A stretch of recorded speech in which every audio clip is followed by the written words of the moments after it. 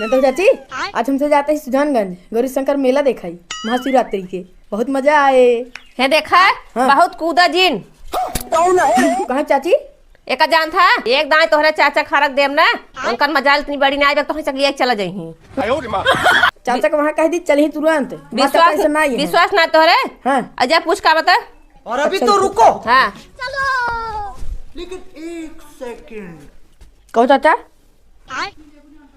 कहो। गौरी शंकर चल बका अरे मर्दबा ये तैयार होता ही ना चला था ये भाई कब बताओ। चाची कहते हैं उनकर मजाल है कि अगर हम नहीं आए चला जाए कब कहीं ना भाई कहीं। हाँ भाई जब अगर वो कहे वहीं तो मन चला कि तब ना जा पाऊ हम। हटा यार मूड खराब कर दे हम जानते ही नहीं रहे हमारे चाचा एकदम मेहर बसा निकले।